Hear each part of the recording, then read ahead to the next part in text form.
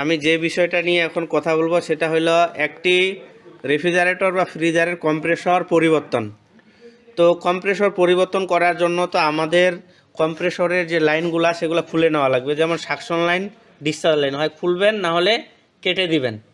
তবে ইনশিওর হওয়া লাগবে যে কম্প্রেসর যদি নষ্ট হয়ে যায় তাহলে গ্যাসটা বের করে দিবেন, তারপরে হলো আপনি ওয়েল্ডিং টর্চ ওখানে নিয়ে যাবেন।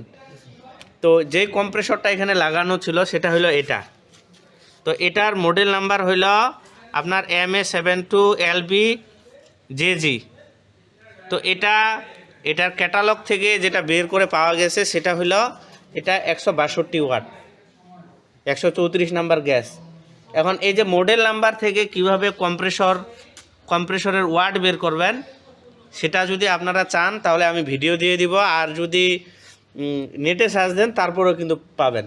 তবে অথেন্টিক হচ্ছে যে এই যে এলজি কম্প্রেসরের যে কার্টুন আছে সেখানে একটা মডেল নাম্বার এবং ওয়াট দেওয়া থাকে, সেটা থেকে যদি দেখে নেন তাহলে খুব ভালো হয়।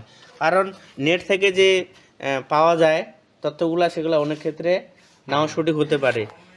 এই কম্প্রেসরের মডেল হইল SVY X9A আর 600 গ্যাসের।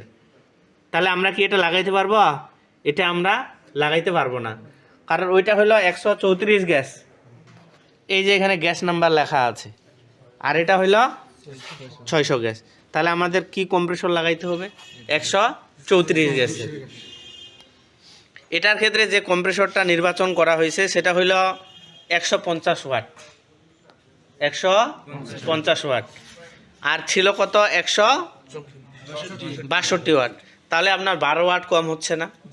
এখন 12 ওয়াট যদি কম হয় সেক্ষেত্রে এটা কিন্তু আসলে মানে উচিত না। আমাদের চেষ্টা করতে হবে 162 লাগানোর, বা যদি 1-2 ওয়াট কম বেশি হয় সেক্ষেত্রে হিসাবটা আলাদা। যেহেতু আমাদের 12 ওয়াট কম সেক্ষেত্রে চলবে, কিন্তু গ্যাসটা একটু বেশি দিতে হতে পারে। ক্লিয়ার বিষয়টা? যেমন 134-এর চার্জিং প্রেসার হলো 10 থেকে 12। সাধারণত আমরা যদি 5-7 রাখি তাহলে চার্জিং সম্পন্ন হয়ে যায়, বা 0 থেকে 5-এর মধ্যে সম্পন্ন হয়ে যায়। এটার ক্ষেত্রে হয়তো বা 10 থেকে 12 দিতে হতে পারে, যেহেতু ক্যাপাসিটির তুলনায় কম্প্রেসরের ক্ষমতাটা খানিকটা কম। এই হইল বিষয়। যারা এই অনলাইনে ভিডিওটি দেখতেছেন, যদি কোনো ধরনের হেল্প লাগে অবশ্যই কমেন্ট করবেন। তো এই পর্যন্তই।